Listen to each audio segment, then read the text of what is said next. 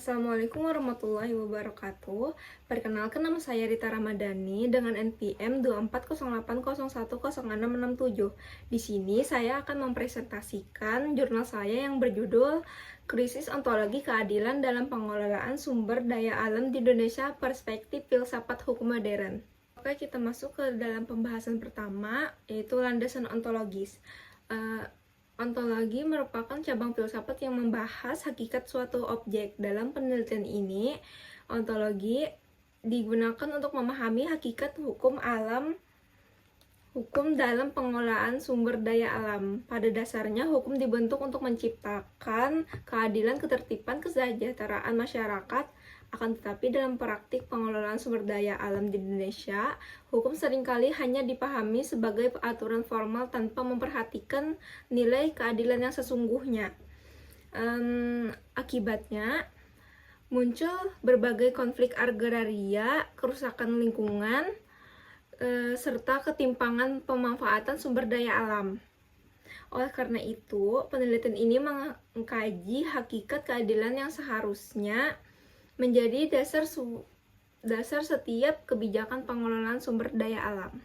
Oke, masuk ke pembahasan yang kedua, yaitu landasan epistemologi.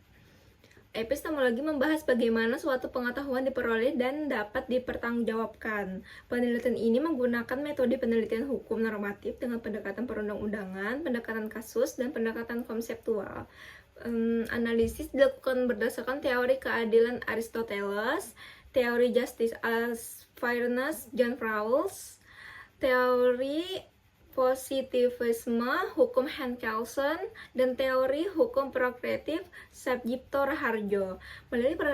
Melalui teori-teori tersebut diperoleh pemahaman mengenai penyebab terjadinya krisis keadilan dalam pengelolaan sumber daya alam di Indonesia. Oke, masuk ke pembahasan yang ketiga, yaitu landasan aksiologis. Aksiologis membahas manfaat atau nilai suatu ilmu pengetahuan. Penelitian ini diharapkan memberikan manfaat bagi pengembangan ilmu filsafat hukum, khususnya mengenai konsep keadilan dan pengelolaan sumber daya alam. Selain itu, penelitian ini dapat menjadi masukan bagi pemerintah dalam menyusun kebijakan yang lebih berpihak kepada masyarakat, menjaga kelestarian lingkungan hidup, serta meningkatkan perlindungan terhadap masyarakat adat. Secara akademis, penelitian ini juga dapat menjadi referensi bagi penelitian selanjutnya mengenai hukum dan keadilan sosial. Selanjutnya, landasan yuridis. Secara yuridis, pengelolaan sumber daya alam di Indonesia telah menjadi dasar hukum yang kuat. Pasal 33 ayat 3 Undang-Undang Dasar Negara Republik Indonesia tahun 1945 menyatakan bahwa bumi, air, dan kekayaan alam yang tergandung di dalamnya dikuasai oleh negara dan dipergunakan sebesar-besarnya untuk kemakmuran rakyat.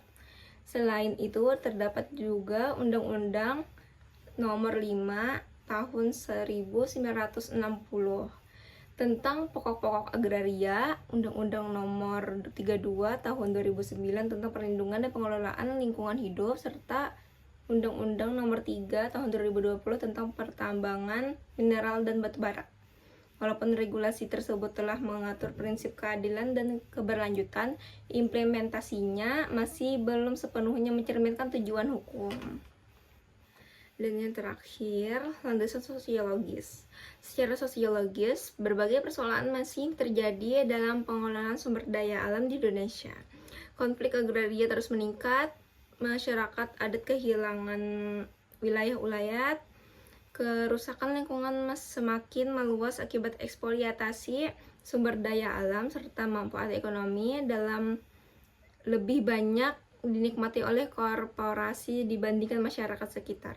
Kondisi tersebut menunjukkan adanya kesenjangan antara aturan hukum dengan kenyataan di lapangan, sehingga diperlukan kajian filosofis mengenai hakikat keadilan dalam sistem hukum Indonesia. Oke, jadi menurut saya hukum pengelolaan sumber daya alam perlu direkonstruksi melalui pendekatan hukum progresif agar tidak hanya mengejar kepastian hukum, tetapi juga mampu memberikan keadilan sosial, perlindungan lingkungan, dan kesejahteraan masyarakat. Oke, masuk ke kesimpulannya itu krisis ontologi keadilan dalam pengelolaan sumber daya alam terjadi karena hukum lebih mengutamakan legalitas formal dibandingkan keadilan substantif. Oleh karena itu, diperlukan perubahan paradigma hukum menuju hukum progresif yang lebih humanis, partisipatif, dan berkeadilan. I just had to let you know you're